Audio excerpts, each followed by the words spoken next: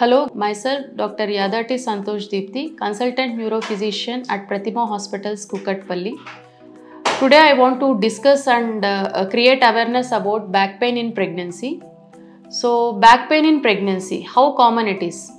ఇది చాలా కామన్ అండి. 50% of pregnant ladies and postpartum లేడీస్లో చాలా కామన్గా వింటుంటాం. 50%లో వస్తూ ఉంటుంది. యూజువల్గా 20 to 28 వీక్స్లో వస్తూ ఉంటుంది. బట్ ముందు తర్వాత కూడా ప్రజెంట్ అవుతూ ఉంటారు. అండ్ ఎందుకు వస్తుంది అంటే యూజువల్గా మన బేబీ గ్రో అవుతున్న బేబీ మన వర్టెబ్రల్ కాలం మీద పెల్విస్ మీద ప్రెషర్ పెంచుతున్నప్పుడు బ్యాక్ పెయిన్ అన్నది వస్తూ ఉంటుంది. మనం కూడా వెయిట్ పెరుగుతూ ఉంటాము. సో ఆడవాళ్ళు ప్రెగ్నెన్సీ పీరియడ్లో వెయిట్ గెయిన్ అవ్వటం వల్ల అండ్ బేబీ వెయిట్ పెరుగుతూ ఉండటం వల్ల అండ్ కొన్ని హార్మోన్స్ వల్ల కూడా ప్రెగ్నెన్సీలో రిలీజ్ అయ్యే స్పెసిఫిక్ హార్మోన్స్ వల్ల కూడా బ్యాక్ పెయిన్ అన్నది వస్తూ ఉంటుంది. సో ఇది వచ్చినప్పుడు ట్రీట్మెంట్ కంటే చాలా వరకు అవాయిడ్ చేయొచ్చు, ప్రికాషన్స్ తీసుకోవచ్చు పెయిన్ మనకు రాకుండా. ఎలాంటివి చెయ్యకూడదు అంటే ఫస్ట్ ఆఫ్ ఆల్ బరువు అయిన వస్తువులు ఎత్తకూడదు అండ్ ఎక్కువసేపు కూర్చొనే ఉండకూడదు. అండ్ ఎక్కువసేపు కూర్చున్న సిచ్యువేషన్ వచ్చినప్పుడు స్ట్రైట్గానే కూర్చుంటూ ఉండాలి. అండ్ ఎక్కువసేపు మెట్లు ఎక్కటం, మెట్లు ఎక్కి దిగటం లాంటివి కూడా బ్యాక్ పెయిన్ని ఎక్కువ చేస్తూ ఉంటుంది. సో ఇలాంటి థింగ్స్ చేయకుండా ఉండాలి. అండ్ ఎప్పుడైనా మనం ఎక్కువసేపు కూర్చోవాల్సి వస్తే వెనకల దిండు కానీ లేదంటే రోల్డ్ టవల్ కానీ పెట్టుకోవాలి. అండ్ బట్టలు వేసుకుంటున్నప్పుడు స్పెసిఫిక్గా మనం ప్యాంట్స్ వేసుకునేటప్పుడు ఒక కాలు మీద నించొని వేసుకోవాలని చూస్తుంటాము. ప్రెగ్నెన్సీ టైంలో అది చేయటం వల్ల బ్యాక్ పెయిన్ పెరుగుతుంది. సో ఎప్పుడు బట్టలు వేసుకున్నా కూర్చొని బట్టలు వేసుకోవాలి. అండ్ నించున్న స్ట్రైట్గా పొడుగ్గా కనపడేలాగా నించోవాలి. ఇలా వంగి కొంచెం లీన్ అవుతూ అలా అయితే నించోకూడదు. అండ్ కొంచెం సేపు ఆఫ్టర్నూన్ టైమ్స్ రెస్ట్ తీసుకోవాల్సి ఉంటుంది.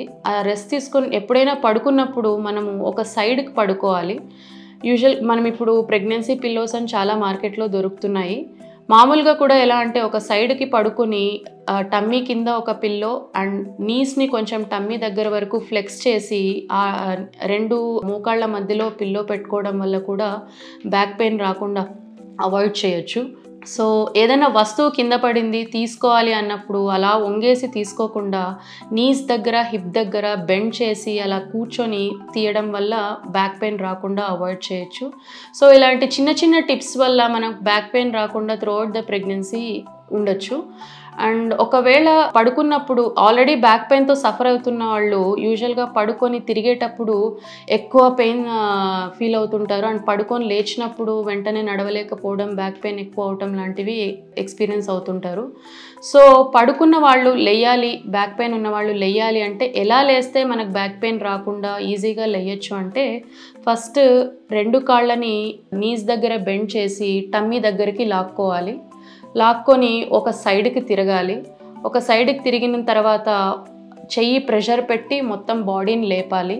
తర్వాత రెండు కాళ్ళని దూరం చేయకుండా రెండు కాళ్ళని దగ్గరగానే ఉంచి నీస్ని దగ్గరగానే ఉంచి కిందకి కాళ్ళు పెట్టి మెల్లగా లేయాలి. అలా కాదు అని సడన్గా రెండు కాళ్ళు దూరం చేసి ఒక కాలు తర్వాత ఒక కాలు కిందకి పెట్టడము, ఫస్ట్ కాళ్ళు కింద పెట్టేసి తర్వాత బాడీ లేపడము ఇలాంటివి చేయొద్దు.